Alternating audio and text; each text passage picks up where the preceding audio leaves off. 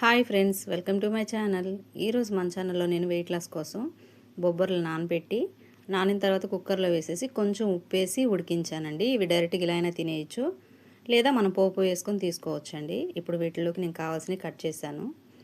ఇదిగో చూడండి, ఒక చిన్న ఉల్లిపాయ తీసుకున్నాను, కొంచెం పోపు దినుసులు, ఒక కరివేపాకు రెబ్బ తీసుకున్నానండి, 2 ఎండుమిర్చి తీసుకున్నాను. మనం వెయిట్ లాస్ అవ్వాలనుకున్నప్పుడు ప్రోటీన్ ఎక్కువ తీసుకోవాలండి, అందుకనేసి నేను ఇలా తీసుకుంటున్నాను.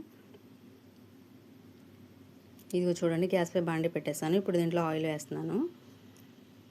మనం ఫ్రై చేసుకొని ఇలా పోపు వేసుకొని అయినా తీసుకోవచ్చు, లేదా డైరెక్ట్గా అలానే ఆనియన్ కాంబినేషన్లో తీసుకోవచ్చు అండి.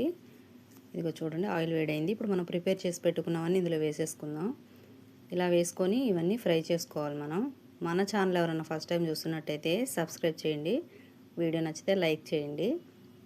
మన ఛానల్లో diet videos, cooking videos, stitching videos వస్తాయండి.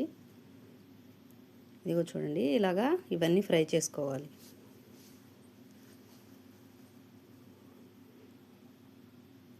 ఇలా ఫ్రై అయిపోయిన తర్వాత మనం ఇందాక ఉడికించుకున్న బొబ్బర్లను ఇందులో వేసుకుందాం.